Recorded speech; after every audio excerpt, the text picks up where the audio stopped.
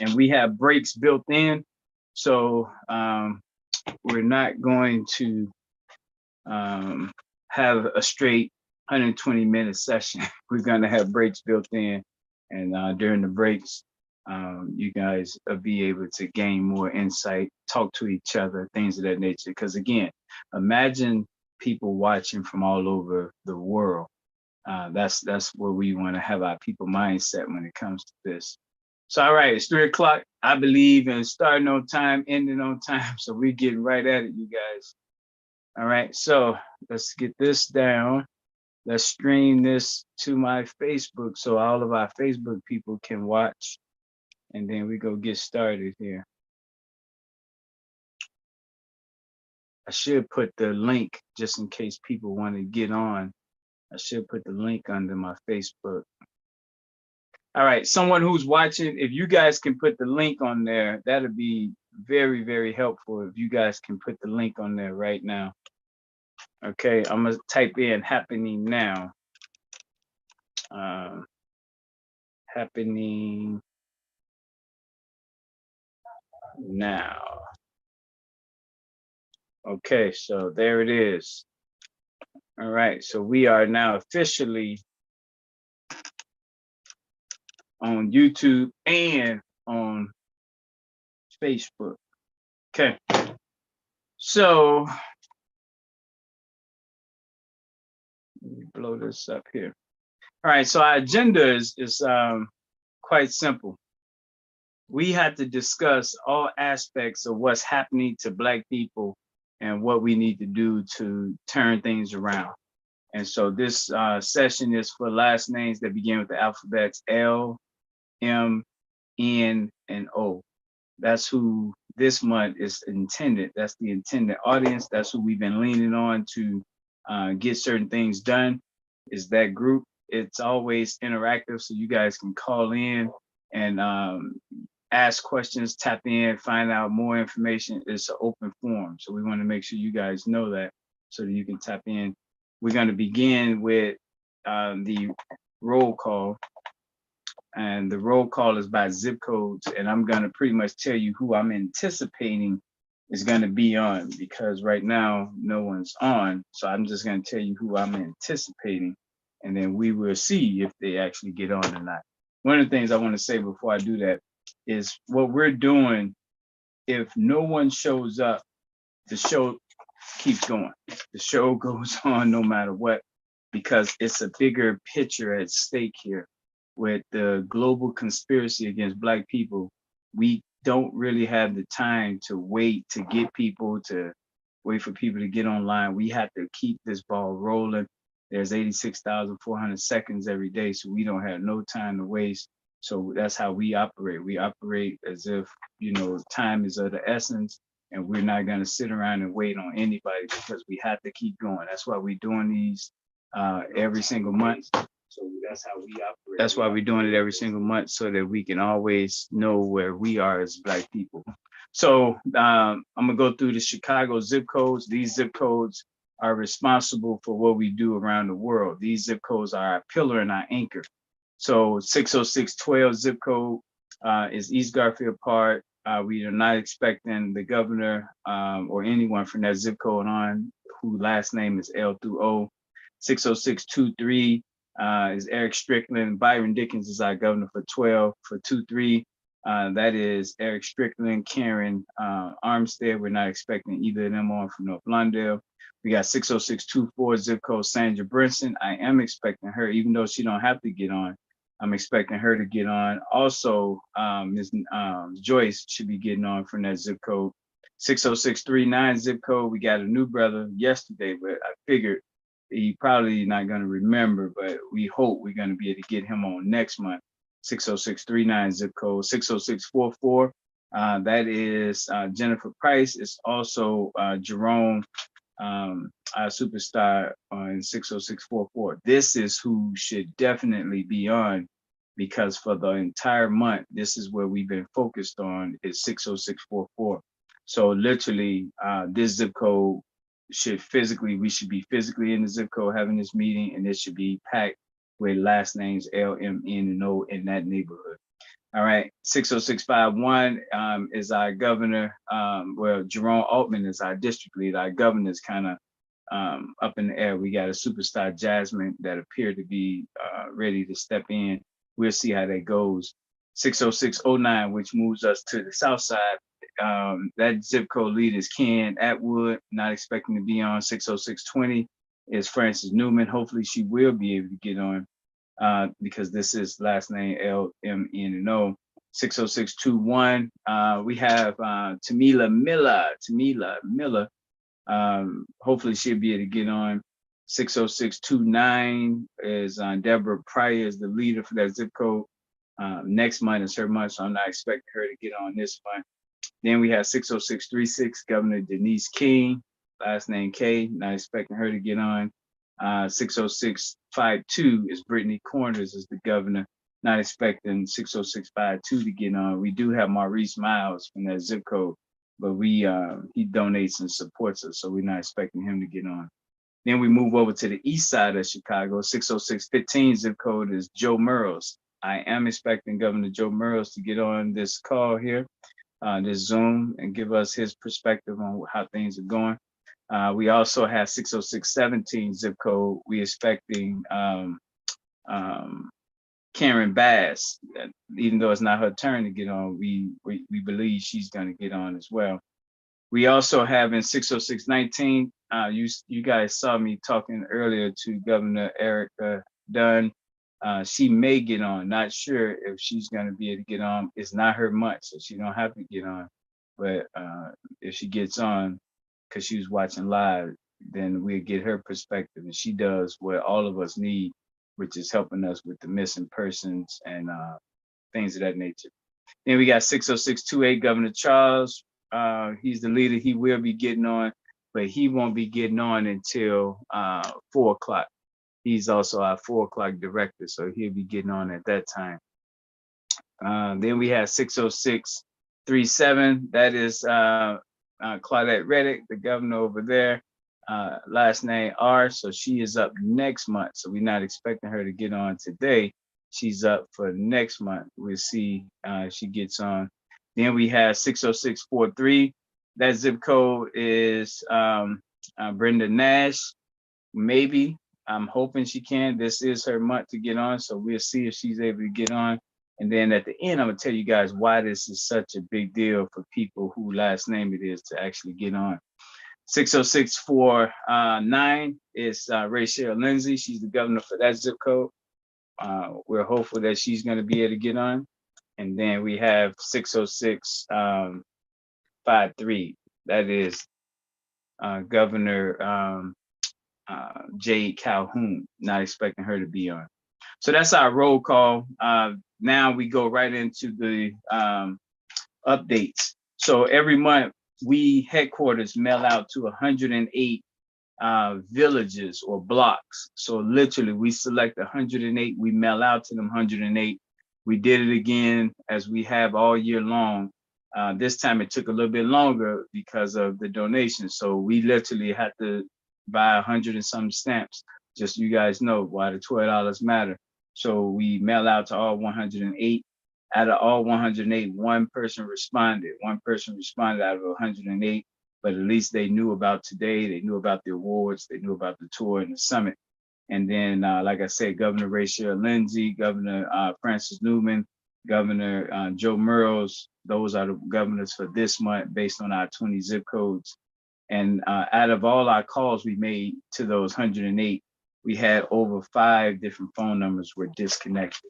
So that's kind of that roll call report on what took place and with us mailing out. We got to keep that going because every month we know which 108 blocks that we're trying to get that relationship anchored under.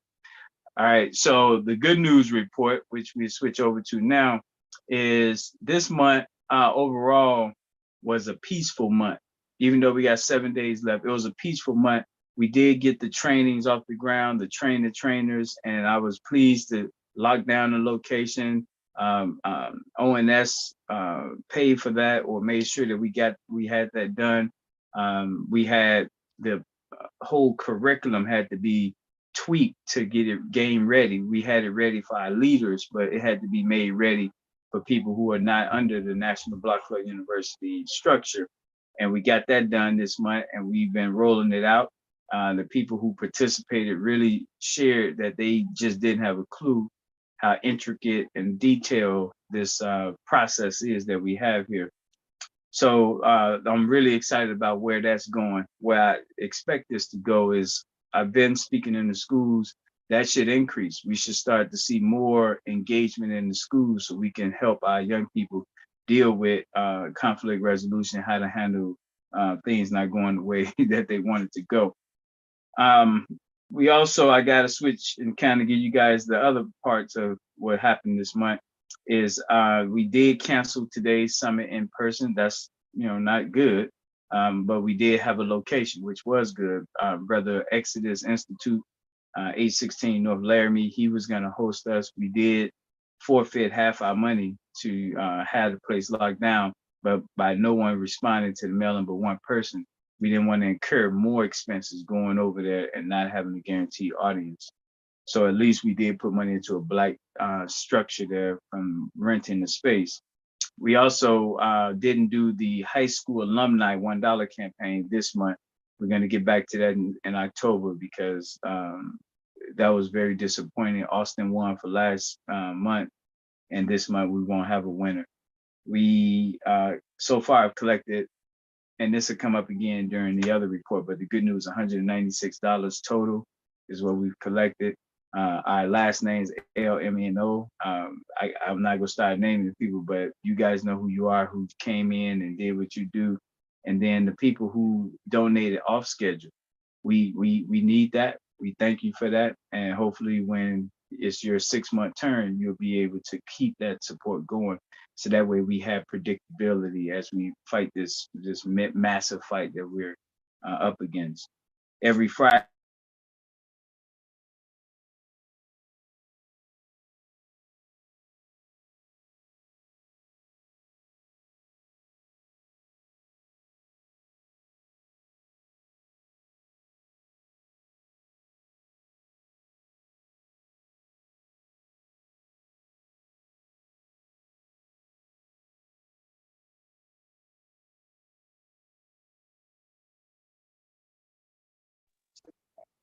so that's the average price. So that should net $55 billion to Nigeria. So that's how much they was getting robbed by friends. Also, the coups that's been happening in Africa, now they're banding together, and an attack on one is an attack on all inside this small network of African countries that have broken away from France's grip. That is good for all Black people because we need that type of spirit that we're going to fight against this constant, continued, no remorse group of people. Then the last thing is we Nigeria is our headquarters in the whole continent for communication. That's why we support them with the making of our signs that you see. Those signs cost money. We spend $100 a month, which is 50 for the convention signs, 50 for the duty day signs. So that's $100 a month. And with all of our zip codes, it's 20 zip codes. So 20 zip codes, making sure we have $5 in here covers Nigeria. So that's $2.50 per sign when you see that for the entire month. And so I'm hoping by putting this out here that you guys will know why the $1 matters so much, because we don't want to be taking too long to take care of our Nigeria bill. All right, so that's it for the good news. When I come back, I'm going to get into Mississippi. So we're going to come back in a minute, take a little quick break. This will just be a 2-minute break. And then we come back, we'll get into Mississippi. Then we'll have a break before we get into safety violence. Okay, thank you.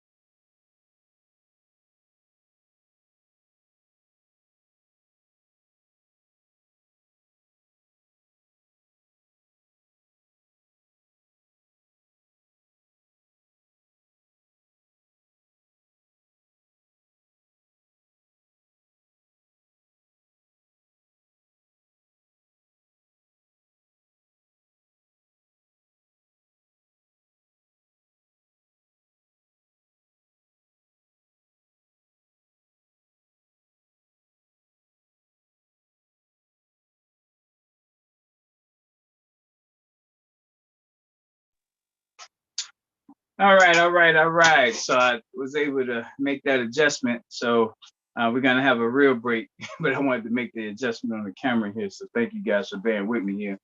All right. So in the agenda, this is where we're gonna talk about Mississippi. And for those who don't know, Mississippi is one of our 5 keys. There are 5 geographical keys for Black people that's important, and I think we should all know what those 5 keys are. And if we go in alphabetical order, the first key is Africa. It's literally it's our world, Africa. The second key is Brazil. Brazil, when you think about South America, it is the largest group of Black people outside of Nigeria, which has 200 million people there. Then you have 120 million Africans living in Brazil. Then you go with Chicago, Illinois, third largest city in America. Black population is strong there, is moving away. So we do need to stop the exodus of Chicago, hold our territory. But Chicago is important. Then you got Gary, Indiana. Gary, Indiana is 83% Black still. We're losing territory. It's the most affordable space in the country. And then Mississippi, the blackest state. Chicago, Gary are cities, one big city, one small city. Then you got a whole state that's almost 40% Black. So Mississippi is very important to us. Hats off to our birthday people there. And then we didn't do the mailings for this month in Mississippi, so the mailings did not go out. Buck Sport. So what we're gonna do, just so you guys know, with Mississippi this month, the focus this month was on last names L through M. So we had Macon, Mississippi, because M is within the L through O focus. We do have some contacts in Macon, but if you guys know someone in Macon, we'd love to know that. And just so you guys know, we envision 108 towns in Mississippi having 7 trailers in each town to help us run these operations we're talking about. So we literally have a vision that Mississippi will be robust, will have people moving in and out of there, will be vibrant because people are coming to work, and then some are coming for recreation, some are coming for training, but we're gonna have that type of vibrancy between all 20 cities that we have, and Mississippi being a whole state. So I just want you guys to know why Mississippi matters so much is because it literally is a headquarters for Black people. All right, so then we got Bugsport, South Carolina. Just so you guys know, Sister Glenda Pink is there. We got some other allies there, and that zip code 29527.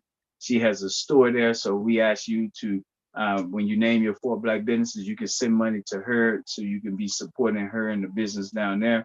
Ocala, Florida, that's our youth center for all of our resumes. Bugsport, South Carolina, their role within us is to make sure that we meet like any 30 days we get, it goes through Bugsport. Bugsport gets it over to Mount Bayou, Mississippi. They process it based on your last name. So we got these small Black towns, 90% Black, that we're putting industry in those towns. So that way we have a reason to create jobs where Black people are at. So Ocala, Florida is the small town. It's not as Black as the other ones we have, but Ocala, Florida is important. My family is there. And so it behooves me that when I'm down there, that we're building out. And they have a lot of trailers down there, but the key, they're going to be responsible for all the young people resumes throughout the country. So that's going to make Ocala robust. Then Utah, Alabama, our brother down there, he got the farm down there in Utah, spelled with an E though, Alabama. And I see the mayor name is Latasha Johnson. So anyone with connections there, but they in Utah, Alabama is the gateway to the Black Belt, all the way in the southwest part of Alabama, underneath Montgomery. All right, so that's kind of the rural report that I wanted to highlight so you guys can get that perspective. When we come back, now we're going to take a real 3-minute break. When we come back, we're going to really get into youth and safety. We'll start with safety, then get into the youth. All right, so we'll be back. Let me put some up so you guys can watch it. This time we'll go on break there.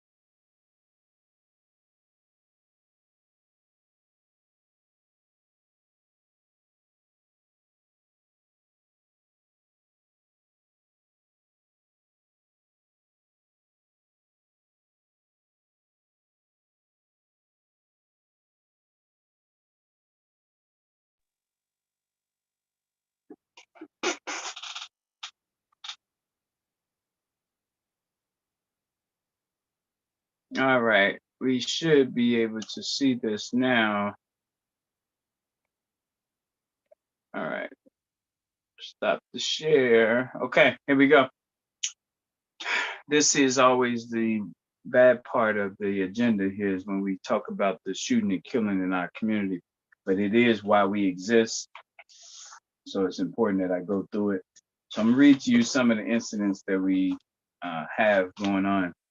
Um, so far, last weekend we had no one died in Chicago, but 22 people were shot. That was the first time since January 26th of this year that we had a weekend where no one was killed.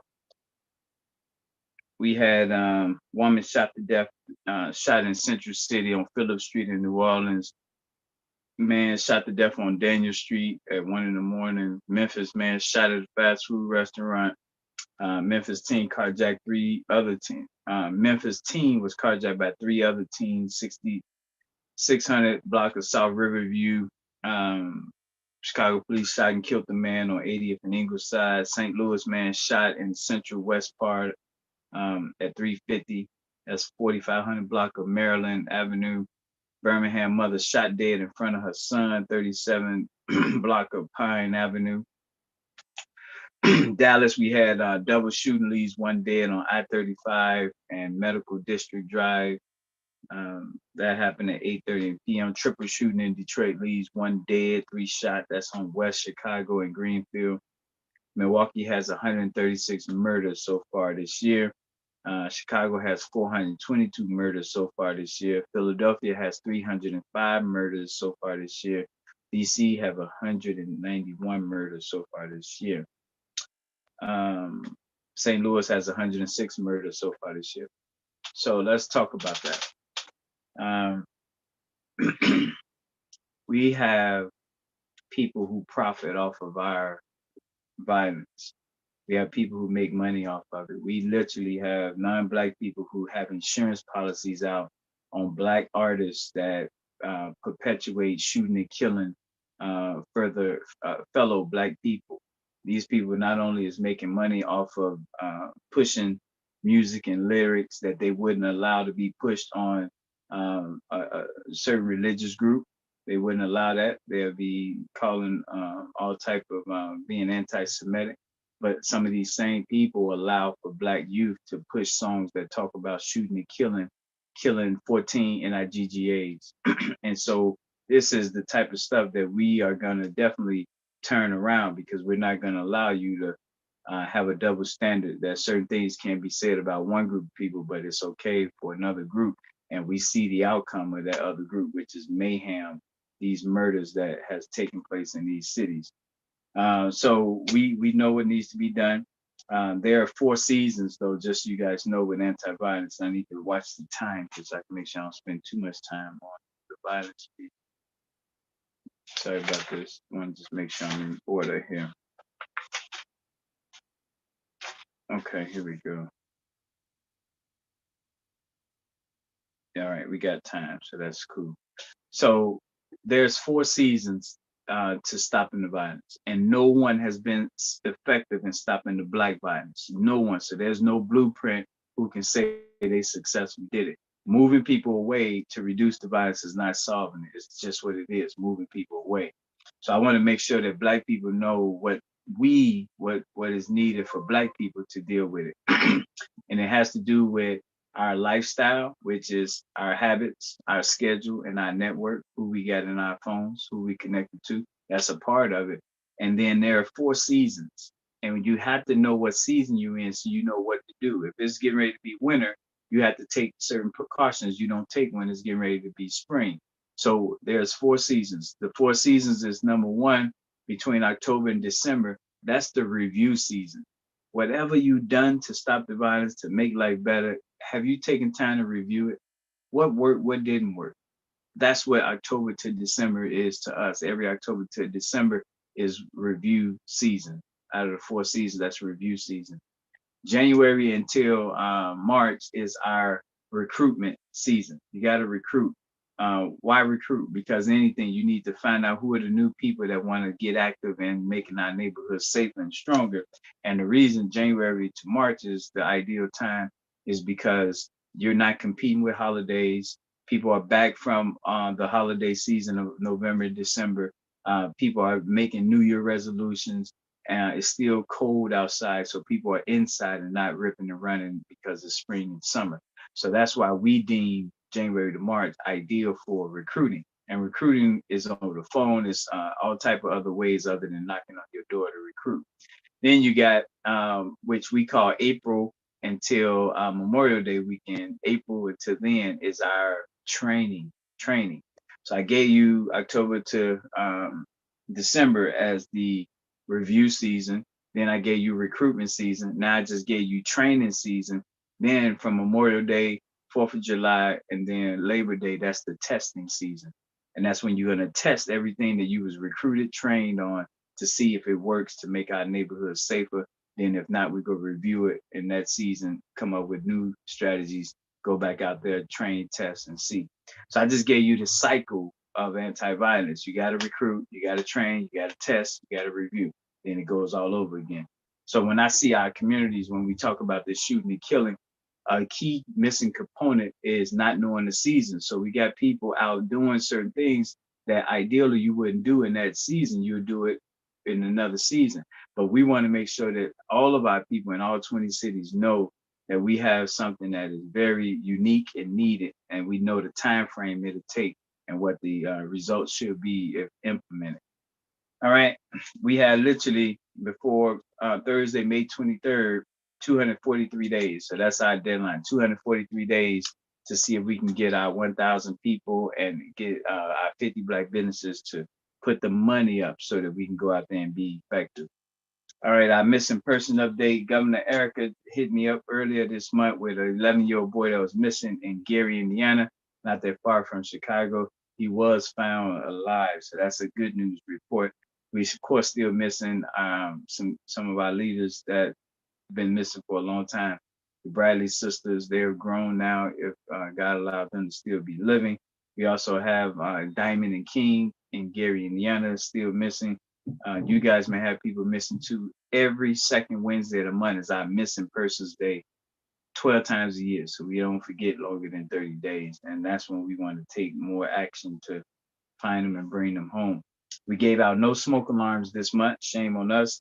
Our 4th graders did not engage the police this month. Shame on us. Our 9th graders did not engage our vacant lot and vacant building owners. Both 4th graders and 9th graders have an assignment, and their assignment during 4th grade is to connect with the police, do all type of things to build that relationship with the police. They're young enough that hopefully that'll carry over into the household to where the household is looking at police in a different light. Same with the 9th graders. Every vacant lot, every vacant building, think about 9th graders, because whoever owns it, the conversation with them is how can you give back? This is how we envision you giving back to the 9th grader fund. All right, so that's the safety aspect. Now let's get into the youth part. And so the youth part is the partial allowance program is designed to help a parent or parents with their child not flowing the way you want them to flow. So now you would come to us, and if you're giving your child $100 allowance, now the partial allowance is that will be 50 and 50, 50 from us, 50 from you, or it could be 150, where it'd be the 100 from you and 50 from us. The key with us is we're going to make them work for it. The key is that we're going to make them do something. If your son is in 9th grade, he go help the 8th graders. Your son in 8th grade, he go help the 7th graders. So the point is we're going to be using leverage to create them getting involved. So no dollars were spent on the PAP, partial allowance program, in the month of September. We also had a rites of passage. This is our 18, 19, 20, and 21-year-olds on their way to school. The goal is to help them become part owners of real estate in Gary, Indiana. That's our goal. We call it the rites of passage. We want to make sure that they're learning about how to manage a house, how about running a business, and then of course about financing, possibly even self-financing them owning a home, so they got a piece of America. So we actually started this process at 12 years old. So in 6 years they turn 18, they'll be more ready than they would if we just springing this up on them. We have the 12-year pipeline for housing, and that's what I just spoke about. So 12 years is where we start at. 12, then you got 6 years Then you're 18, you're ready to roll into owning a house for your family. Even if you plan on going away, anchor your family. We want families anchored, knowing they have a family house no matter what. Donations to youth groups. We was only able to help one youth 12th grader in Gary. We was able to put $25 on that fundraiser they had. I do want to speak about the popcorn fundraisers. For those who don't know, I am a big I'm against the popcorn fundraiser. I understand that. I know it's a tool, but I just think and rather give you money directly than to go through enriching someone else 50%. All right, so we're going to take a 5-minute break. So we'll come back at 3:41 and we'll be talking about economics.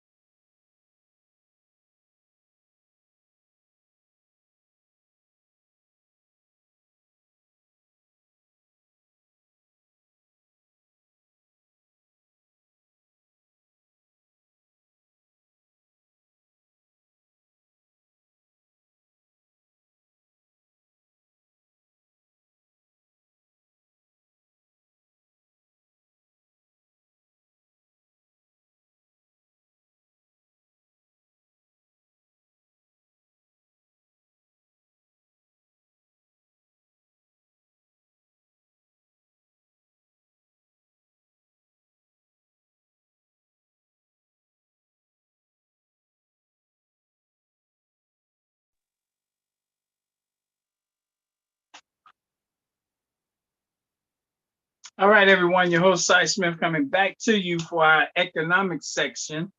So, of course, when we talk about economics, that's something that hits the pocketbook of all of us.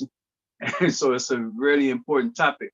So the best way I like to start this session off is to talk about circulate or suffocate. We are a almost $2 trillion people. And so other races and other groups around the world know that they can exploit us and make a living for themselves. The pros for that is that mean we have the power, because the minute we stop agreeing to give money to people who don't care about us, our way of life, the repairs that need to be made to us, then they're the ones who's going to hurt, not us. So right now we're hurting because we're trusting and giving them the resources, but the ball is in our court when we decide. So I want to give you something. I gave you circulate or suffocate. I want to give you something, build or fight. We've been fighting since we got to this country. So we were used to fighting. However, it's important that you know that we have to build something. We have to build something. And what we've chosen to do is to build our own world, build our own way of operating so that we have a sanctuary inside of what we built. So you can go out there and fight all the things that's wrong collectively, but we need a place where you can come and relax at. And I'm not talking a physical place. I'm talking about a network place where you can always have someone to call, always have someone you can go to and relax, decompress, because you know we all moving forward. And that don't mean every single body. We don't never need every single body. A little tweak can move us big time, and that's what I want to talk to you about. So every Wednesday is Economic Day. Every Wednesday is Buy Black Day. Every Wednesday we focus on supporting our own kind.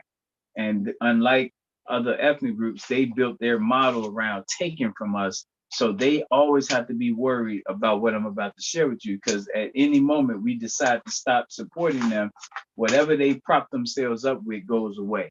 So you moved in our neighborhood because you expect us to keep moving away. When we start coming back, you're not going to be amongst us. You made all your money cutting grass. When we stop letting you cut grass, you're going to go and have to find market share somewhere else. The power is in our hands, Black people. Please always remember that. So what we've done is built our own economic structure.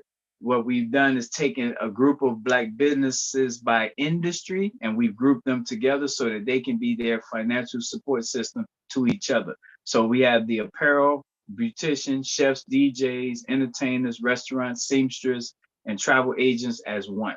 Every first Wednesday they meet. Then we have beauty supply stores, car washes, cleaners, cellular stores, daycares, gas stations, landlords, liquor stores, nail salons, and cleaners as one. They meet every second Wednesday. Then we have accountants, barbers, dentists, doctors, funeral homes, landscapers, lounges, massage / skincare, movers. Every third Wednesday, they operate as one, as a group. Then we move on to the last group, which is the fourth Wednesday group. That's our auto mechanics, that's our bricklayers, our carpenters, corner stores, electricians, journalists.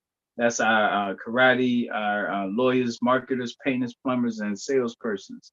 So I know that was a lot. And in the next segment, when I get into education, I'm going to show you how those businesses are tied to education. But for now, know that those groups I read to you, they should become their own bank for each other. They should become their own bank for each other. What we found in doing this work, a lot of times they are not affiliated with chambers and things of that nature. Not all, but too many of them are not. So they're just doing it on their own. The IRS says a small business in this country is $27 million a year, gross receipts. So a lot of our businesses are really just people who didn't want to be listening, going around in circles, making money that they ended up having to expend. They want to take the risk. They want to create jobs for their people. And that's who our business people are. So a lot of them aren't these $27 million people, but they are risk takers. And that's why circulate or suffocate makes sense for our risk takers. So those are the business groups. What we do every month, no matter what, we ask Black people to name 4. If you can't name 4 Black businesses you spend money with, we give you these 4 Black businesses that you can go and spend money with so that you can meet the minimum quota. The minimum. Keep in mind, Chinatown, Greektown, Little Italy, they can name 20. We're asking you to name just 4. So if you can't name 4, we want to really, apply a little pressure there. So hopefully you can get out there and name 4 because again, our way of life depends on us circulating and not suffocating our risk takers. So I get into what those businesses are linked to later. I want to tell you about this exciting part. And the exciting part is if you are a non-for-profit, what I just shared with you is the for-profit, but we're talking about funding here, so I want to make sure you get it. So if you are on the non-for-profit side, we got you covered. We got you covered. Remember who we are and why we have the positional authority that we have. Everyone lives on a block somewhere. Even high rises is on the block somewhere. So we have that positional authority because wherever we go, block by block is applicable to us. So what we've done here is we've taken these same industries and we link them also to funding our non-for-profits based on what those non-for-profits are doing. So that way we always have a guaranteed audience of people ready to put money into our risk takers. So if you are a non-for-profit or church, any entity other than a business entity, I want to share with you how we see the path forward. That's a winning path forward. So the first quarter, second quarter, third quarter, fourth quarter, we're saying you should have an opportunity where people can fundraise or put money into your organization.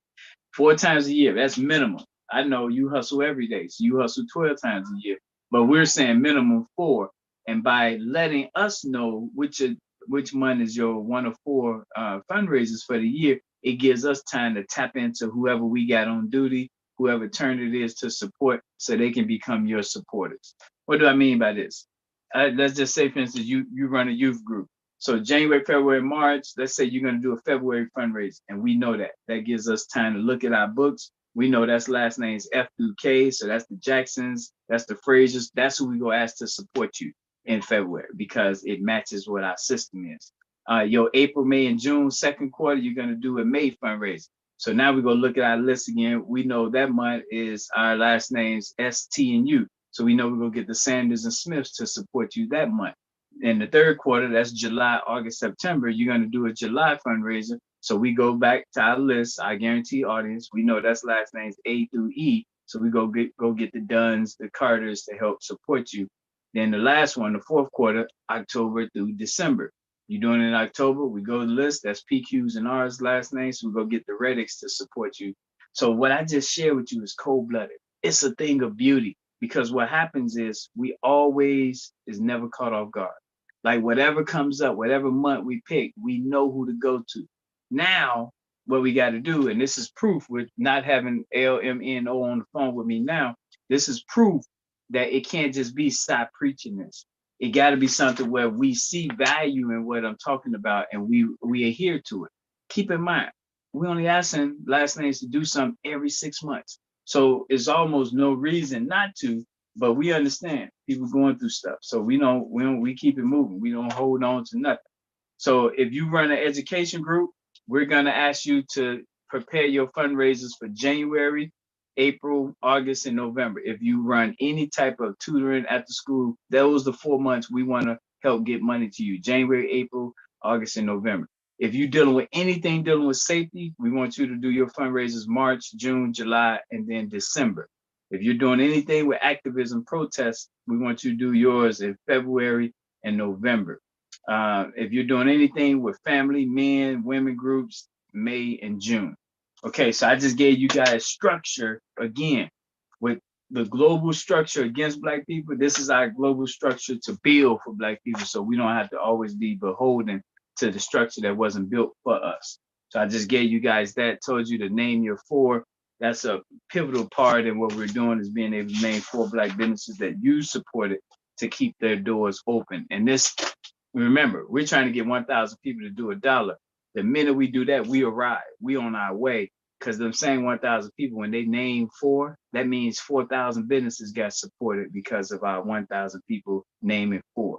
So that's how beautiful it is. And all the other ethnic groups that's in our community taking our market share, they're the ones who's going to hurt. The Mexicans doing the roofs, doing the grass, they're going to hurt from not getting Black dollars no more. But guess what? That's not wrong. Why is that not wrong? Because think about it. If you're taking money from a group of people who's already struggling, you're participating in their demise or holding them down. And I get it. It's capitalism. Hey, I'm getting it where I get it. that's fine, but just know it's fine for us to work on a strategy against that. So that's how we see that. So under the 1,000 campaign, we are at 984 people. 984 people have we need. We've gotten 16 people to do the $1 already. 16 people. So what that boils down to is we got some serious work to do. I think we can get 1,000 people in one day. That's 100 people getting 10 people. I just look at it that way. But at the same time, we want people to, hear this type of conversation so they can plug their people in. 6 new people did the $1 this month. And so that brings our total to, like I said, 194, I think. All right. The name you're for, that's naming 4 Black businesses that you supported, you spent money with directly to help them. And hopefully you guys did it and would continue to do it. Your spouse would do it, because this is for every single person, not just the leaders. All right, let me switch gears to the Blight Busters. So just so you know, Tamila Miller, Village 2105, she's always on it about trash. And I just want to put that blurb in. We should raise our expectations. The gas stations can't have trash, dirty walls. We got to put it on. We expect a higher standard because of what we got going on now. All righty. Yeah, so that's it for that. Let's move over to construction. And let me tell you what the construction piece is and why this matters so much. So I already talked about other ethnic groups in our neighborhood taking market share, making money off of our demise, making money off of us. So we got to make super certain that we're not giving them the bullets to shoot us with. We got to make super certain we're not giving our enemies resources that we need for us so that they can continue to exploit and take from us. So I want to be real clear what we're doing on the construction end so you guys know. And I want to read this to you so you know exactly what we're doing on construction. Sorry about that. That's our missing persons. We don't want that. Okay, so here real quick, the auto mechanic report. The auto mechanic report. All auto mechanics, we're asking auto mechanics to set aside a month where they're going to work on cars 50% off. Another month they're going to work on cars 100% off. That's going to be a raffle drawing. They work on cars 25% off. By doing this 4 times a year, they're going to be giving back. And this is going to be a chance to get cars that you wouldn't have had worked on, but because of this discount, you're going to get it done. That's going to help our auto mechanics make sure that they can do this around their slow months. So that way they're constantly generating revenue every single month instead of having months on, months off. On the bricklayers report, we're asking residents to let us know if they need tuck pointing done, anything dealing with masonry. Again, we're going to look at the whole 12 months and see what we can do when it's dead for them, how they can increase some revenue coming in with us. Carpenters report, same thing. The electricians report, the plumbers report, the painters report, the roofers report, the welders report. Each one of those, what we're saying is we're going to be asking our residents, are you planning on getting a new roof in the next 5 years, next 3 months? What time frame?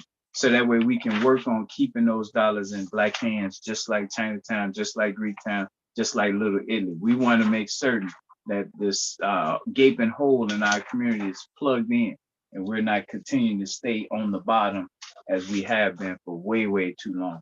All right, so that's the main thing I wanted to push and talk about on the construction side. Now we're going to switch gears on the landscaping. And I want to make sure that you guys know I have a vision for the way we see landscaping going forward. Wanted to do it a year ago, but we're stronger now. So this is what needs to happen in landscaping.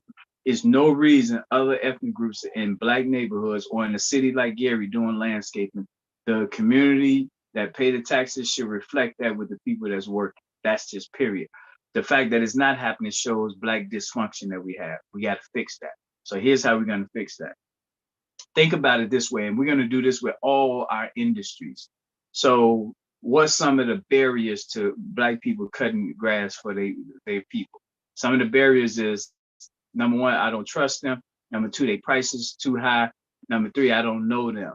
Those are some of the factors. They don't do a quality job. So let's just say those 4 things. So what we're doing is, as we're meeting people block by block, we're putting our credibility on the line. So that takes away the trust factor. So a young guy with a lawnmower, he don't have to go knock on a stranger's door. He can if he wants to, but he don't have to, because we're going to give him a list of people who need their grass cut and make sure he know they're coming. He's coming under our reference. So don't embarrass us. So we're going to take you off the list. So we have to build this national network of anyone that want to run their own landscaping business or just cut grass to earn some money. And what we're doing is in every zip code, every block, we know who needs their grass cut, which elders need their grass cut free on Fridays. What we know we need, and we're gonna nationally put that together to where we're not losing market share to other ethnic groups cutting grass in Black neighborhoods. All right. Vacant lots to homes. So vacant lots to homes program is this.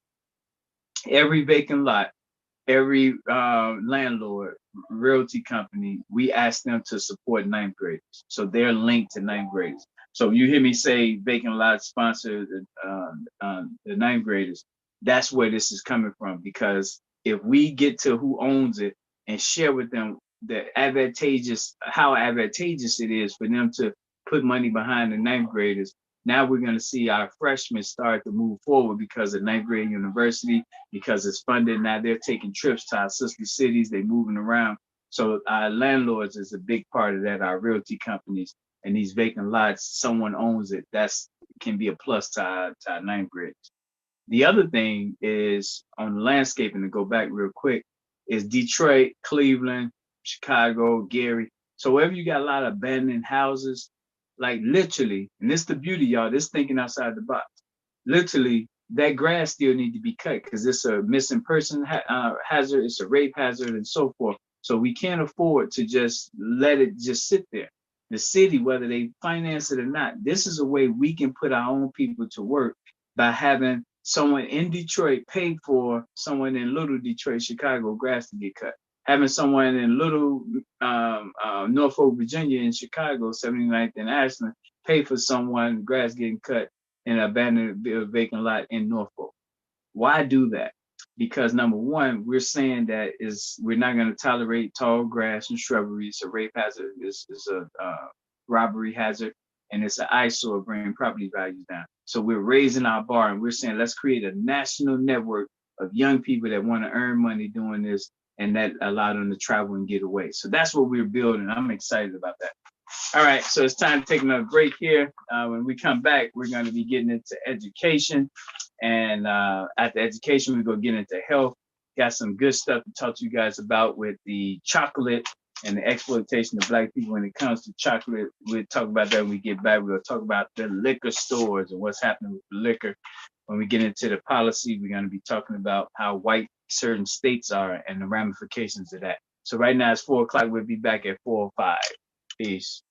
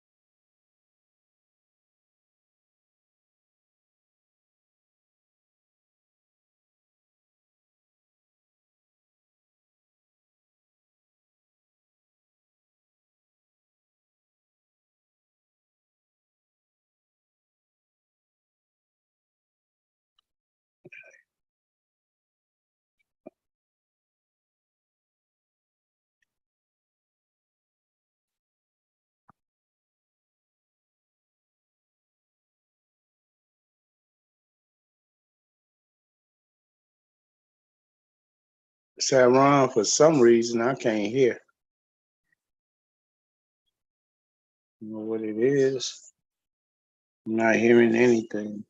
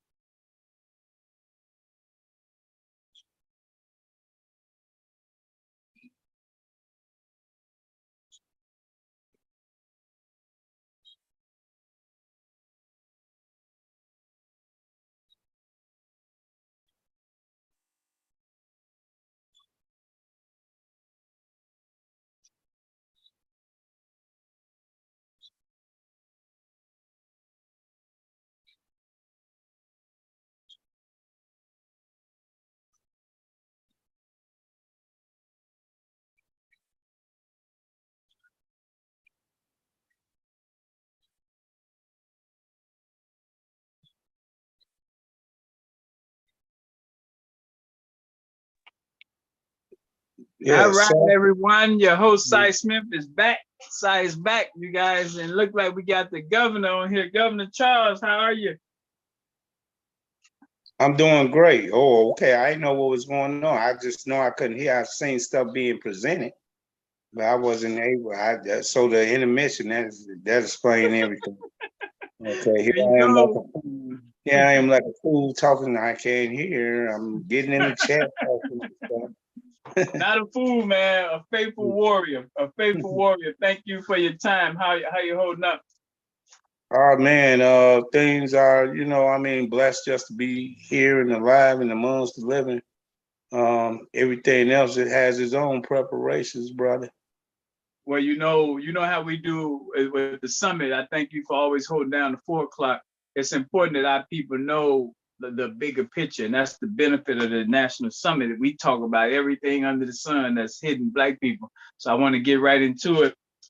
If you don't mind, you're an educator. Give us your view first, and then I'm gonna get into it. The state of our Black education, the way you see it right now. Well, here where I'm sitting in the Midwest in Chicago. Yeah, Chi-Town. Yeah. Yeah. I mean, we the 4th largest district of education in the United States, and I mean, what I see as far as education and the powers that be, the way it's said, is the wheels is to make most of us become what they call productive workers instead of education. I never, since when I was little, I kind of feel like I've been getting gypped out of something, or this thing could be way better than what they presented to me, and now when I got older, and that's what the way I see it, they took to me when they started snatching kind of like I say trade things out of education, right? Because everybody don't want to be everybody don't want to be the top best reader or this or that. That's why those skill things came into play. Electrician and plumbing and stuff like that. That's a skill. I mean, that's a career. Actually, that's not just a skill. To me, it's a career. So I don't see them things in education, which that to me that kind of explain, in my opinion, the dropout rate. No, I wouldn't put it past it, but we know this system wasn't designed to do what we think it was designed to do. It was designed, like you said, make people workers, keep people trapped. So it's doing what it was supposed to do. That's the raw reality, Mm-hmm. What I want to do here is I want to put this back up, what you was looking at when you first got on, because I want to Okay. bring people into the education mix on what we're doing and why what we do is such a big deal, why it matters so much. So what you guys are gonna be seeing here, you saw it during break, is the every month calendar that we have. This literally is our calendar every single month. And so every month we go through these professions, having a once a month opportunity to link with our retirees, our adults, and our young people. That's what we call RAY, retirees, adults, and young people.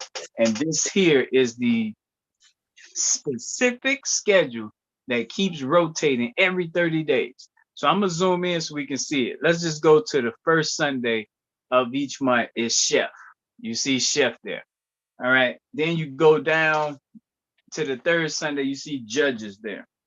Okay. I want to make sure we go over here so you guys can see farmers there on the first Monday. Then you got the doctors on the third Saturday, the 16th.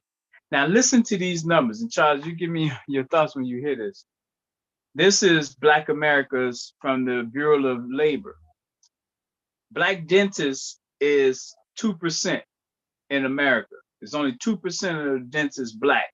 That's 6,254 dentists in all of America. A place of 300 million people, we got 6,254, 2%. 14% of Black farmers, and I just saw a conflicting report saying 1.3% of Black farmers. So I don't know if one is U.S. or if one is just state of Mississippi. So between 14%, that's bad. 1.3% is even worse, but that's Black farmers. 5.3% Black doctors in America. 10.6% Black travel agents in America. 1.5% Black veterinarians in America. 5.6% Black photographers in America, 10.6% of Black seamsters and tailors, 10% Black elected officials, state elected officials. All right, Governor, when you hear those numbers, can this map, this calendar up here, can this help those numbers? You might be on mute. I'm looking it over now as you were talking, and I'm going to say yes. Yes, because I mean, this kind of keep that tally of who is who and what is what upon meeting people. Yeah. So I say that's strongly yes, because I mean, until you said it, probably nobody knew them numbers, man. You know?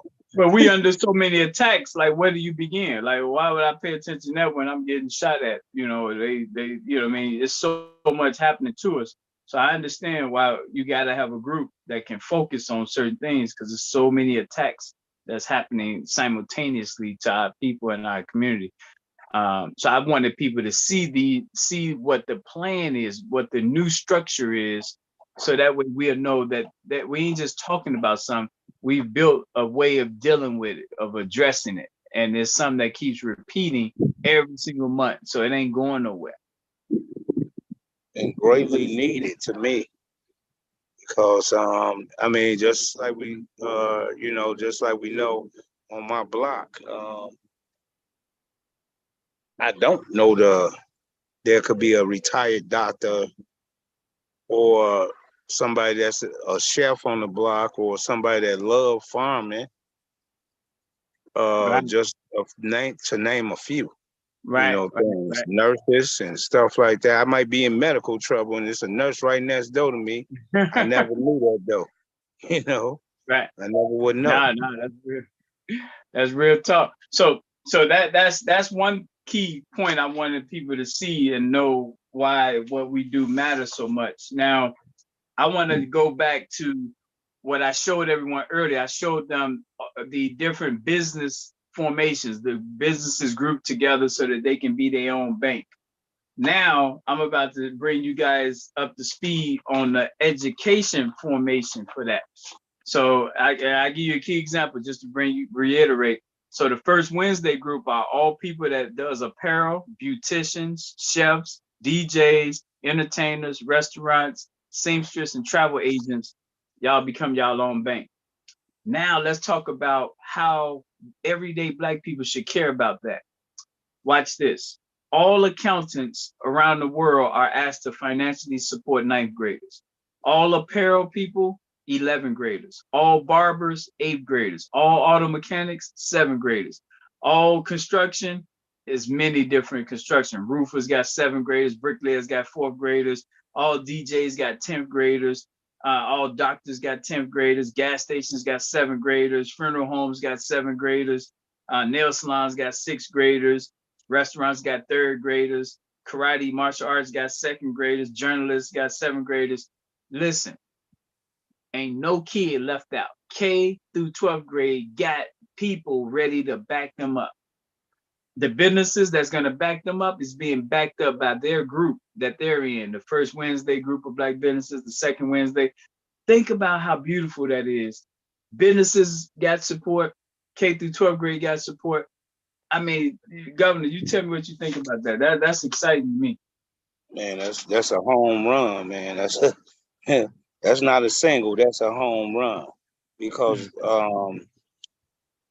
I mean, that is bringing something that look desolate from now into something that will champion everybody, become champions, and everybody, nobody left out. Just like as you say, no grade left out. Who wouldn't want that? Who I don't see I don't see no way I could even try to look see any disappointment in them, in having that. So now, thank you for that. So this is what I want people to know why that matters so much. Remember, we up against a global anti-Black conspiracy, a global anti-Black conspiracy. Anyone who don't believe that, just listen real quick. So we spent $484 billion on liquor. Firearms is a $566 billion a year industry, firearms. So just going back to liquor, out of Paris, France, Louis Vuitton, 66.3 billion. They have Givenchy, Hennessy, Marc Jacobs, Moet, and Dom Perignon liquor. That's their liquor. Louis Vuitton. Anheuser-Busch used to be St. Louis. They sold out in 2008 to a Belgium. Remember, Belgium is where they went in Congo and killed more people than the white Jews did, than they killed the white Jews, right? So 15 million Congolese was killed because of Belgium, Leopold, the real devil. And then he killed 6 million of the other Jews after they got away with the 15 million they killed. Now that country, $54 billion on liquor. They got Budweiser, Corona, and Modelo. That's theirs. Then we got Diageo. They're based out of London. So you got Belgium with Anheuser-Busch, Paris with Louis Vuitton. Now you got Britain, England. They got Bailey's Liquor, Captain Morgan, Ciroc, Don Julio, Guinness, Johnny Walker, Tanqueray, and they own 34% of Louis Vuitton. So that means they own Dom Perignon, Moet, Marc Jacobs, Hennessy. Now, the Arabs got the physical liquor stores in our community, but they're selling the Europe, France, Belgium liquor. So that's white, European, and Arab conspiring together, pushing it in Black neighborhoods. So when I say anti-Black conspiracy, I just gave you some proof. You want to speak on that, Governor, before I go to the next proof? What do you think about that?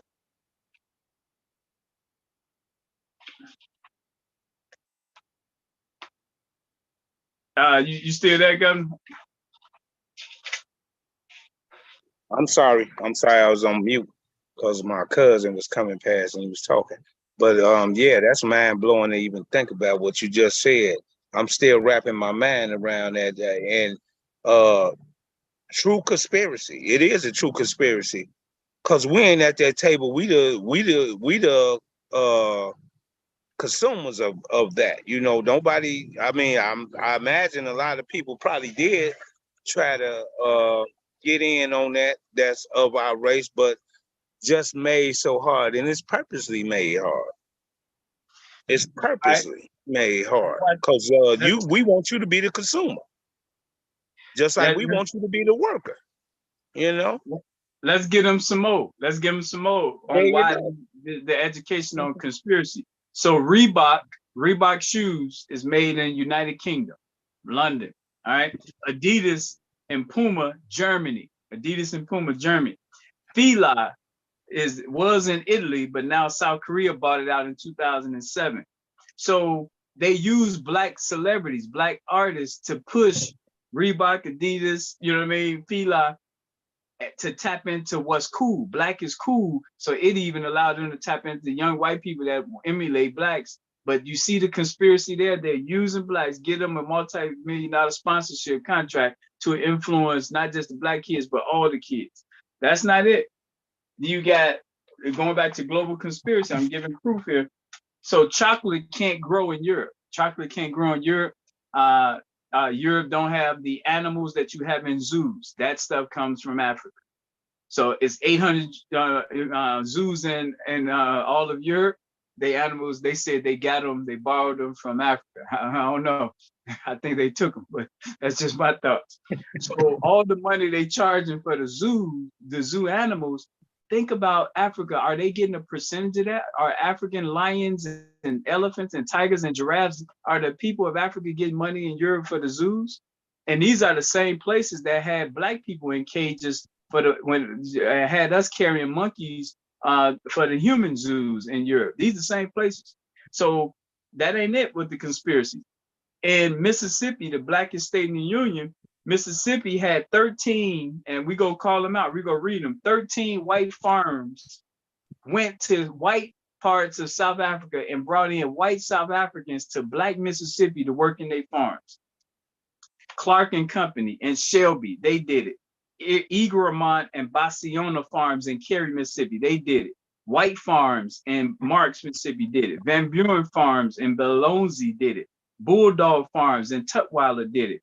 Custom AG Services in Ishola did it. Butin Farms in Anguilla did it. Durst Farms in Rolling Fork did it.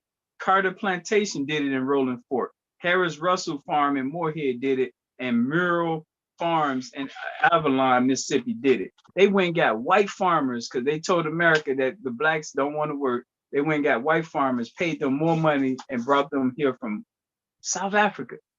Now, whites shouldn't even be in South Africa, but they brought them here to Black Mississippi and had them working farm. You can't tell me that ain't conspiring to do something like that. And the last one I'm gonna give you guys is the chocolate, because I want to make sure we know this. So,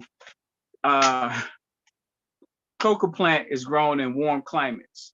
All right. So Africa, West Africa, and Brazil. Brazil is 56% black, but they don't control the government or none of the resources there.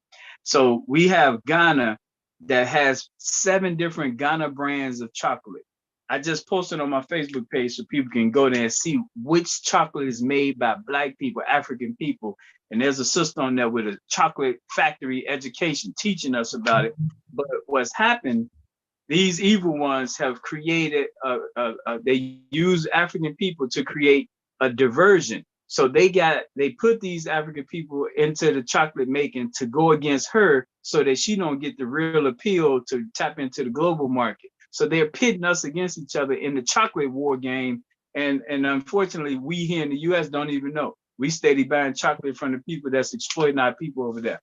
So when I say black people are up against a global anti-black conspiracy, I just gave you proof in more than one way, not to mention all these stores are owned by German. The chocolate, Belgium, they got their name on saying Belgium chocolate, even though it's not.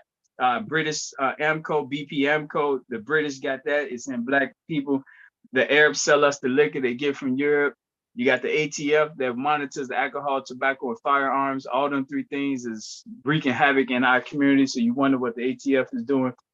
So give me y'all thoughts on that. I see we got Governor Jerome on. Welcome.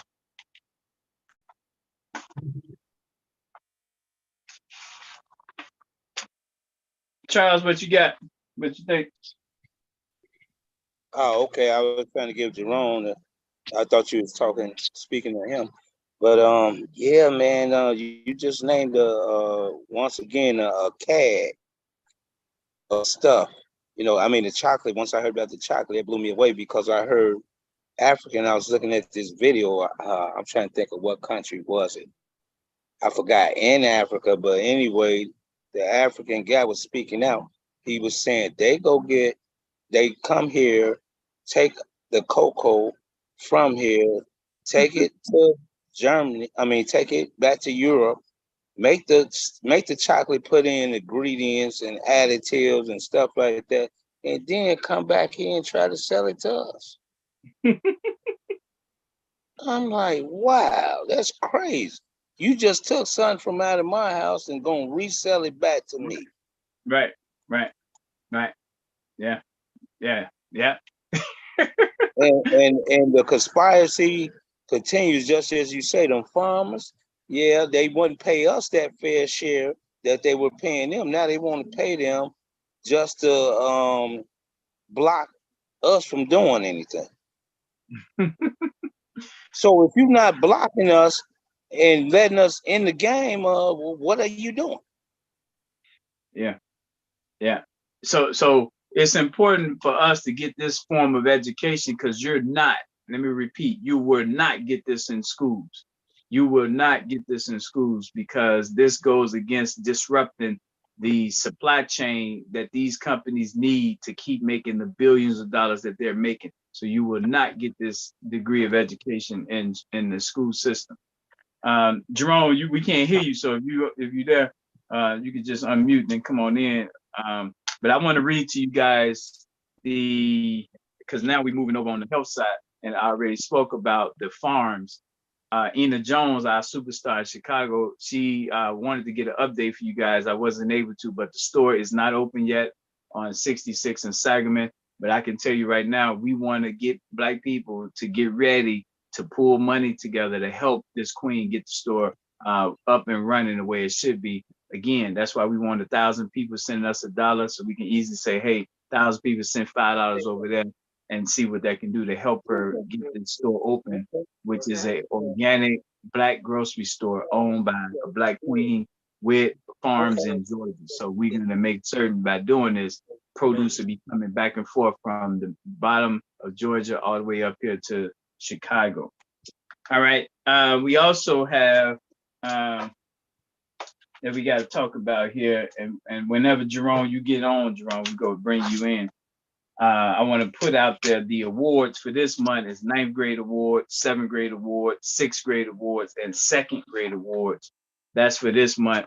And because we didn't get enough people donating, we didn't issue money for those awards. But just so you guys know, 9th grade, 7th grade, 6th grade, 2nd grade, up until the 30th, which is next Saturday, we can make that up if people start sending in $1. But I just want to make sure people know every month we got 4 grades that we select so that we can know who's going to be able to win money. But it always is contingent on Black people pulling money together for us to be able to do the things that we want to do. So that's that update. I gave you guys the chocolate and the farmers. That's kind of what I wanted to put out there on the food or the health side. And one of the farms closed down permanently. Egrement and Bassiona farms at 335 Dogwood Street in Cary, Mississippi closed down. So I say good for that. So, all right. Now, let's get to something that you guys may really, really want to take notes on because this is getting to the conspiracy against us here in the US. So, the Blackest states in the US is DC, 50%, but DC is not a state. It's the District of Columbia. They don't have statehood, which is racist all by itself. Mississippi is 37.3%. Louisiana is 32.4% Black. Georgia is 31.4% Black. Maryland is 30.1% Black. South Carolina, 28.4% Black. Alabama, 26.3% Black. And North Carolina, 21.6% Black. No other state is at least 21% Black. No other state is at least 21% Black. That says something, y'all. That says something. Here's the whitest states These are the whitest states in the US. Vermont, 96.2% white. Maine, 95.5% white. New Hampshire, 95% white. West Virginia, 94.3% white. Iowa, 92.9% white. Idaho, 92.1% white. Wyoming, 91.6% white. And Minnesota, 90.1% white. All right. So the reason why this should matter to Black people is the Senate, which is made up of 100 senators, is 2 senators from every state. Don't matter the population, 2 senators every state. To have 7 states, 90% white, you multiply 2 senators times 7 states, that's 14 senators. The senators are the real power in our government. So 14% of the government, the most powerful leg of the government, is white just because they're coming from 90% white cities. Now watch this. This is how we get played, y'all. Vermont has 2 white senators because it's a state. Vermont total population is less than Detroit, but Detroit is a city, not a state. So therefore, even though we got numbers in Detroit, they can't send 2 Black senators because they belong to Michigan. Whereas Vermont, as small as it is, get to send 2 of theirs. So this is why when we talk about voting as if voting is going to change things schematically, structure-wise, they've already stacked the deck against us. And this is a perfect example. Wyoming only had 577,000 people in the whole state. And again, we got 1.3 million Black people in Alabama. We got 1.5 million Blacks in Mississippi and Louisiana. We got 3.1 million Blacks in Georgia. So here, these small, tiny states get to send 2 of their people there to pass laws that say keep the global conspiracy going. Any thoughts on that from you guys? Yeah, hello. What's up, Jerome? I made it on. I'm glad. What you think about what you're hearing? Well, I mean, I kind of came in, I don't know how long the meeting has been going on, but I came in on something that was really kind of touched me on what you were sharing because, you know, and you know me, I'm a man of knowledge, because I believe knowledge is power. But I was just studying out something that is, I don't know if everybody else knows this. I was looking up one of the richest businesses in the world. The oddest thing is, I don't know if anybody else knows this, Mars Candy. And while we were sitting here, because I didn't want to bring it up without making sure that what I read really was true. And it showed Mars Candy's net worth of $45 billion. Now, as you were saying, Cyron, about how we're taking care of all of these different white businesses, and candy is no different than cigarettes, because look at what it's doing to us. But here it is, if they got $45 billion and we're study buying candy, something is not right about that. Yeah. That's the game. If they got anywhere near 45 billion. Well, that's the game, and that's what we up against. So that's awesome that you put 2 and 2 together, because that's the way it's set up. And you didn't hear me read off all the things Europe. So a lot of times what ends up happening. I heard that. I did hear that.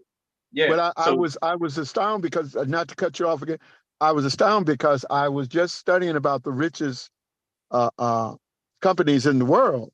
And this wasn't today, but somehow Mars Candy came up. And I was like, I didn't know Mars was that, had that kind of money. But we're selling their candy all over the place. Yeah. Oh, yeah. That's why I say I don't support the popcorn fundraiser, because they take 50%, and here we go having our people sell it, and they get half, and they ain't did nothing. Yeah. So I send money directly to whoever's doing the fundraiser because I don't want to participate in helping them to rob us, just like the rest of them do. You know. Now keep this in mind so our viewers would know. Again, going into the education piece, in 1948, after World War II, John Marshall, Secretary of State, he passed a $13 billion economic package to help Europe because Europe needed to recover from the World War II. Think about this. Instead of repairing what happened to Black people, their own citizens, they gave $13 billion that's worth $132 billion now. They gave that to Europe to rebuild Europe. UK got 26%, France got 18% of that, Germany took 11%. These are the same companies that's got all this money in liquor, that's the guns, and it's a continuation of saying Black lives don't matter, that we're globally against Black people, and now we see it play out with the policies when it comes to immigration, and you see it play out that now Biden just approved 400,000 of them being able to work here.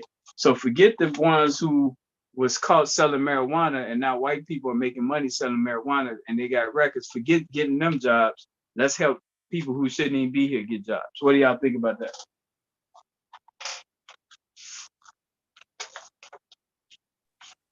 that? I'll chime in. I mean, I think that is very crucial and critical because in conversation, people on the street, they have this idea that selling Your marijuana. phone went mute or real low. Is that mine? Yeah, we can hear you now. Oh, okay.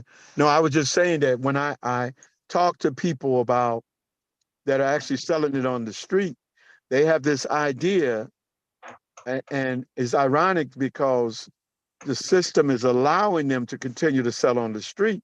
So when I approach them about it, I say, they believe that it's legal. And I said, is it legal to sell liquor on the street?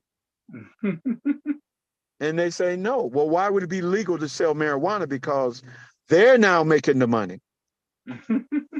They're making the money now. So yeah, they ain't going to bother you because you're still doing what you've been doing of taking out your own people. Yeah. So they're not getting in the way of that.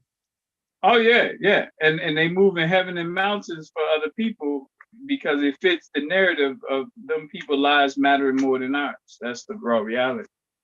That's what it boiled down to. So I want to give you guys this on the policy side. So this is what we want to see happen. So people know what's the action. So the action is this: we're going to write these laws up when we go get elected officials to sponsor it.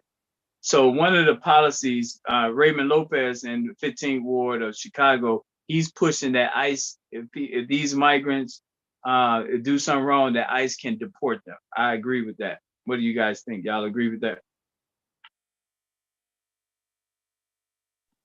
Yeah, well, I agree because I feel like this here, one of the other topics that was brought up was I was sharing with some young guys about their understanding on the fact that if they lock you up, do you realize that they're making money off you? And most of all the ones that I've ever talked to say they had no idea. And so here you are locking our people up. But then, like you said, the immigrants can come here and do crimes. And what are they going to do to them? Are they going to lock them up so they can make money off them too? Well, I say deport. Like if you doing something, I'm agreeing with you. Yeah, I'm agreeing with you. It's not enough room for the people you got here, and you're locking people up on somewhat minor offenses, and now you're making money off them because you got them incarcerated. Yeah. Nah, that's a whole. Yeah. Charles, what's your take on it?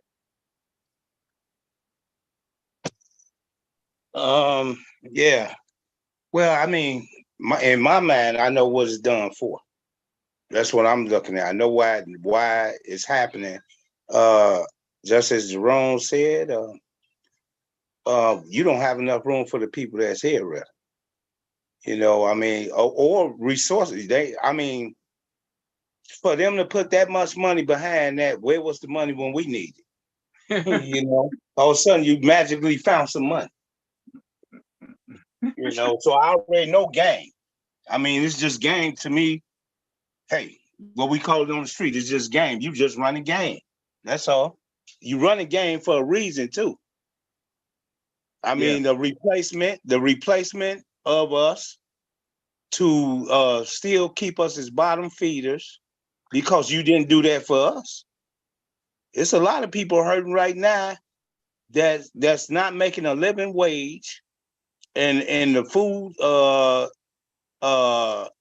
things are just basically going up. Okay, and some people the check they get don't even match. You know what's the living? Big time. Big time. So what about those people? What Wait, about nah, the homeless? the veterans, the homeless. So nah, Yeah, what about that? You ain't did nothing for that, and you gonna go do something for somebody else first? That's kind of that's just all the way backwards to me. You can't even make me make that make sense. yeah. So what we want to do, and we'll float this out to our community so they can shoot holes through it. But we want a law, we want to write an ordinance that says transparency on profits of all medicine versus the cost to develop it. We want you on your TV and commercials and ads. If you selling Prozac or whatever, how much did it cost to make it? How much profit is it? We need that publicly transparent so we'll know that. We also want public transparency to salaries of Red Cross employees, all these people who say they help, aid. We want to see your salaries, like transparent on your radio commercials, TV. You know how on medical they say you could die from this. We want that type of transparency where you tell us how much profit is being made. We want sanctions on Mexico. We want economic sanctions on Mexico instead of Uganda. In June, they put sanctions on Uganda. They took away their ability to travel to America because they passed the anti-lesbian gay bill. Now, Mexico, because of its borders are so porous, is hurting places like Chicago to the tune of 30 million a month. If anyone deserves sanctions, it's those who are costing us money, not someone who don't agree with our gay and lesbian ideals. What do y'all think about that?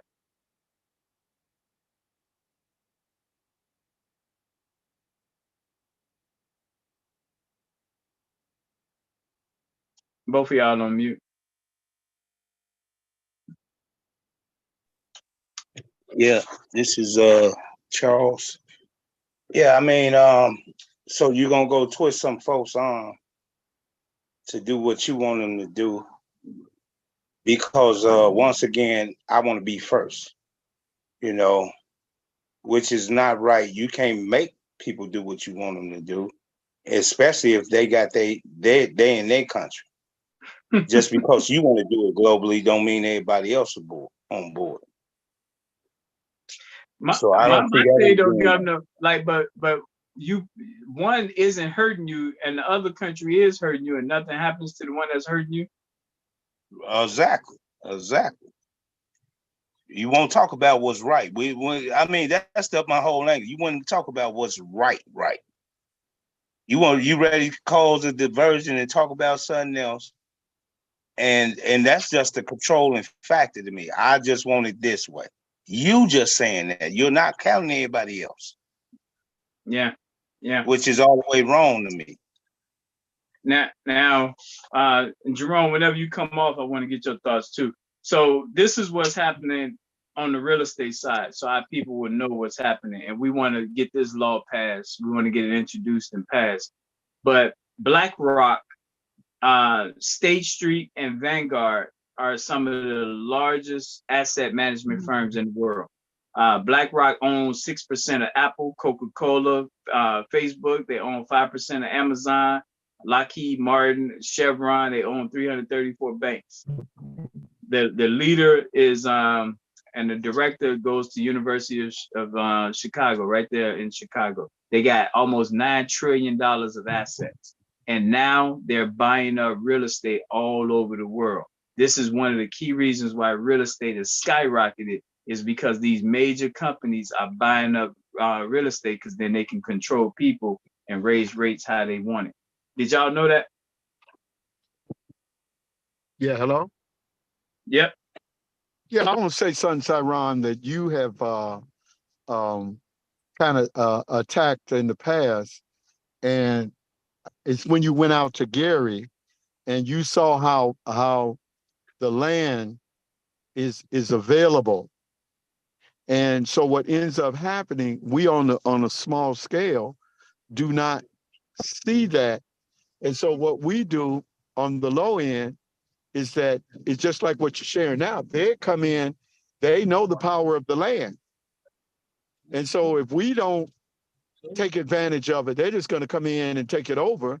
And we see what they do when they put down these malls and they put down all these different things and they change the whole landscape and walk out with uh, uh, all the money. And so we're not educated enough to see that we can do just what you're trying to do, Cyron. You know, you're trying to capture the landscape. So it's hard for us because we've been trained to not see that point. We've been trained for that because we don't see buying a piece of property and building on it. You know what I'm saying? Yeah. They Now, see it. but what was so the law? This is what y'all know how monopoly works, and you put a house on all your property. When somebody land on there, they got to pay you. You love that, right? Exactly. Oh But yeah. when you pull that card that say you got to pay taxes on, then you don't want all the properties, right? Exactly. So what we want the law to be is that if an outside force, a commercial force is buying up residential housing, they got to pay 45% tax extra so that we can replace affordable housing if they go take housing off the market. What do y'all think about something like that?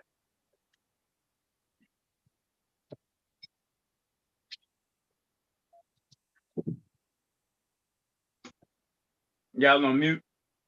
No, I was giving the brother a chance to chime in. Governor Charles? No, after you, sir. After you. That's it. I mean, I want to hear some of your thoughts on it. You know, I mean, Well, my thought is you it could just go goes first. Yeah. it goes back to what I just shared from like Cyron and I have been working together for years, and we've seen the power of it. But I think the biggest concern that we have is how do we get our people to buy in, because they buy into it. That's how they can go and take over everything. And only thing we do is either we fear it or we don't want to trust each other, or on something that really is not that complicated.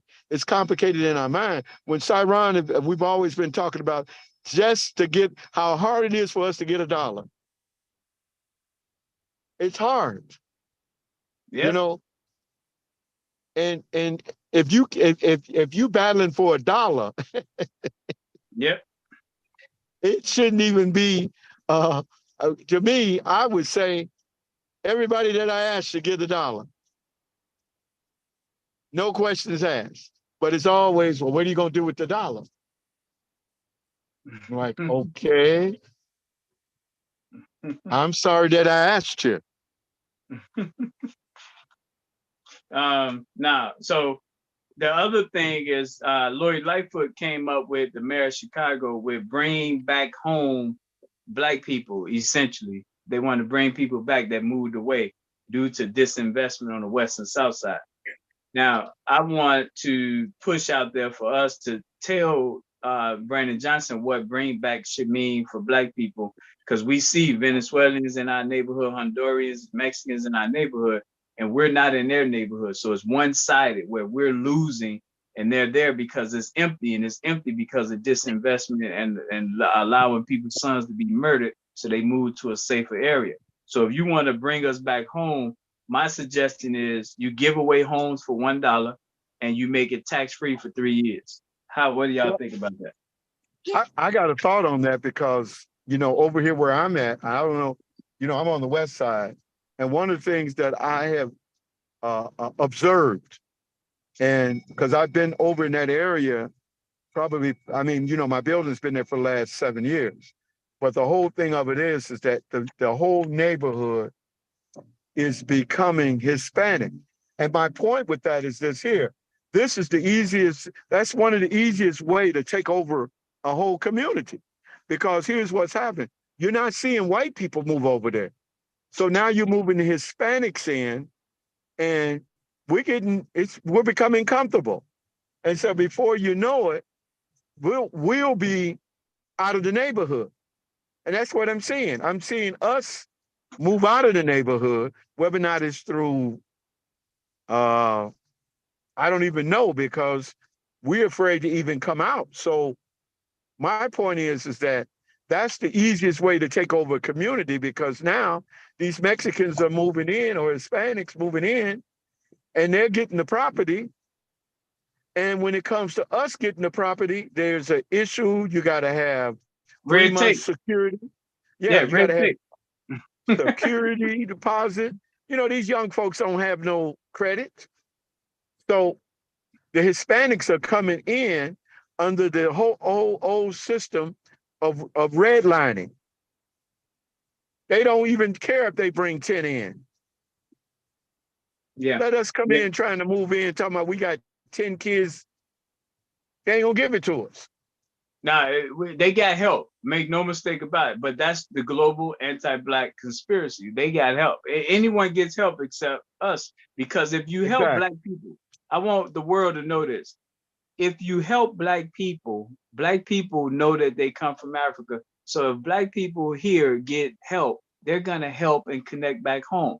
If they connect back home, now Europe can't keep stealing the chromium, the cobalt, the coffee, the coca, the copper, the diamonds, the ferroalloys, the gold, the lithium, the manganese, the potash, the uranium.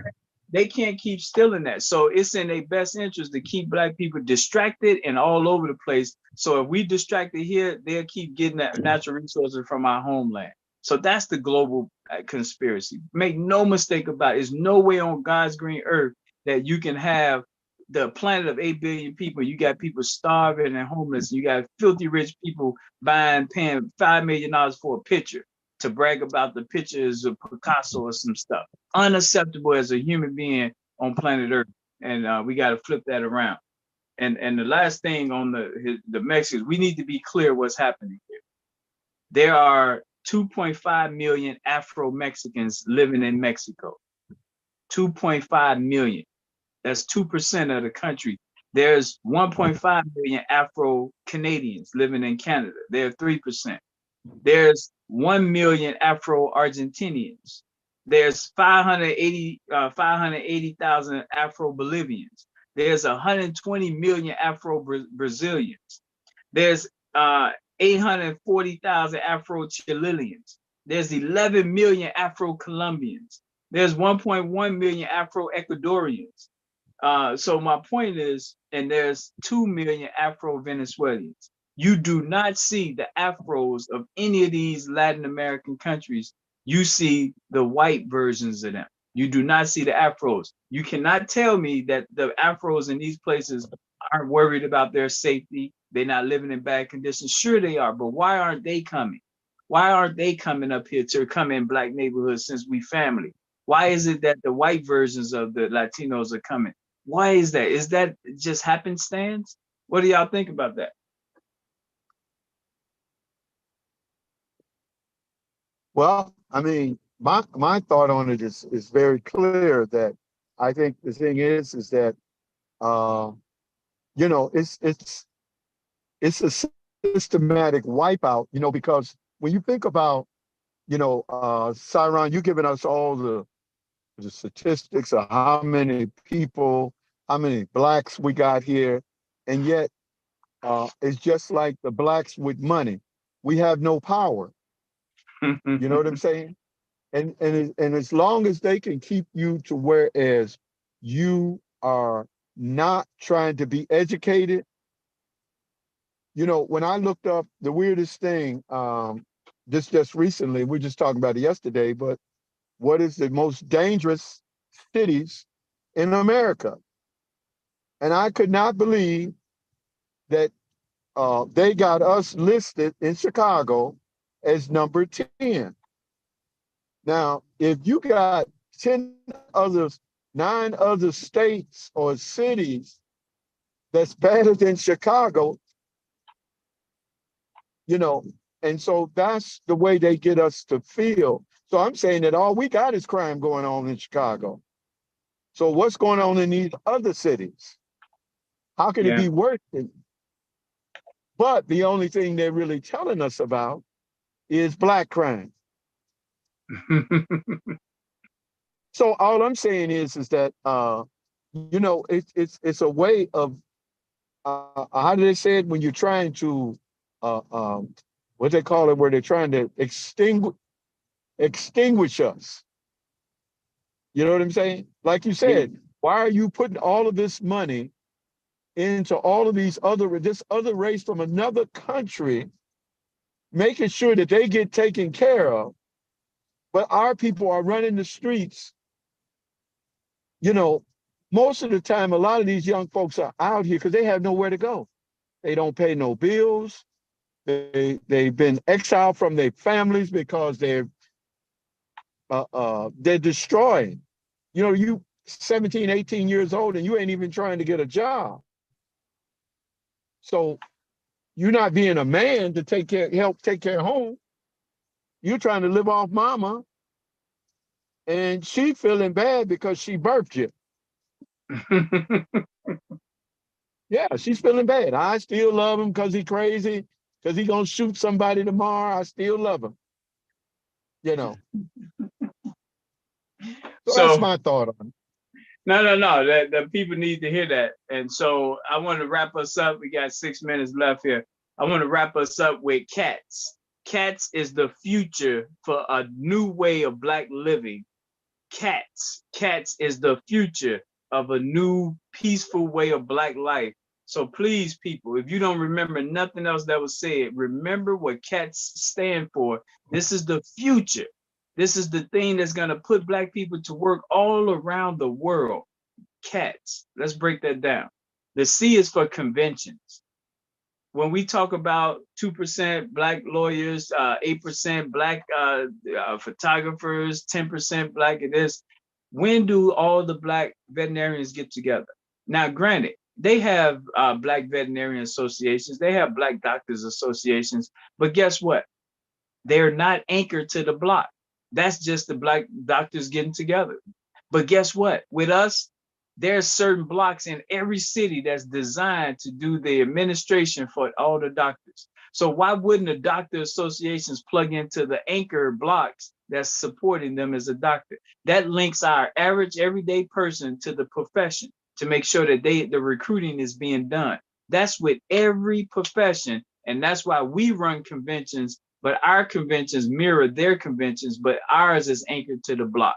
That's why you see those village numbers underneath each of those different villages there, underneath those conventions. So I get it. You got the Black Dentists Association, the Black Farm Association, but you guys are not, let me say that again, you guys are not block by block. So you still are going to miss people on the block who's not a part of your network. What we're saying is if you support this cats, now you're going to not have to worry about the block because we're going to bring the block to you.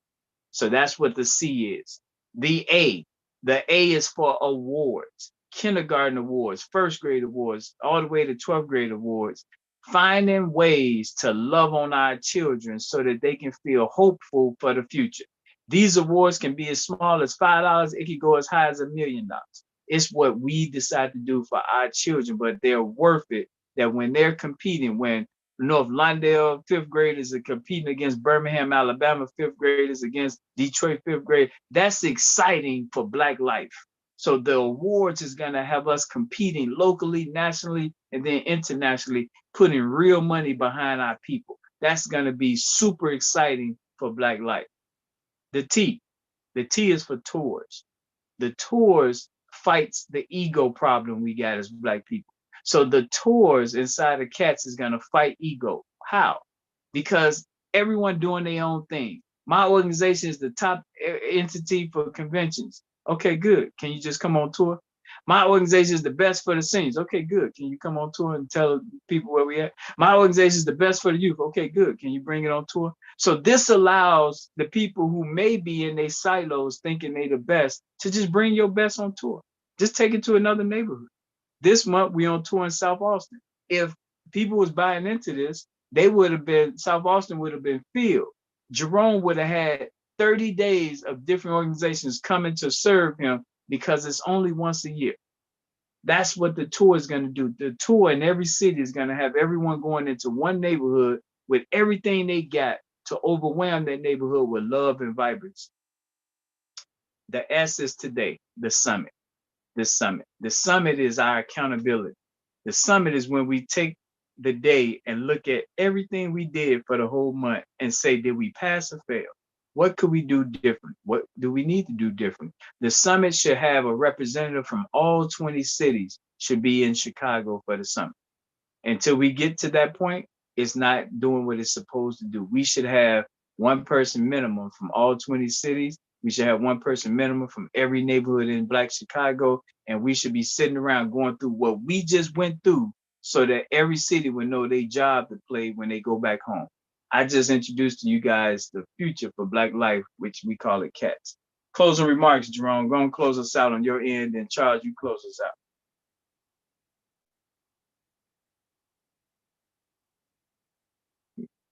We got 1 minute. Well, I love it. I just hope we could get to put together, and I was just thinking about it as you shared it, is we need to put together a major marketing team. Because, all the stuff that you have, Cyron, is on point. It's just trying to figure out how we can get it on out there to the mainstream. Block by block. I know that's your theory. Block by block. Nah, I appreciate you.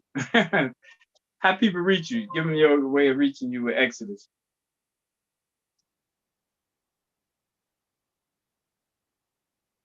Jerome, how people reach Exodus?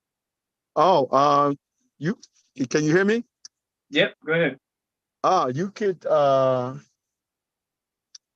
could Google, or you could phone us 773-961-6354.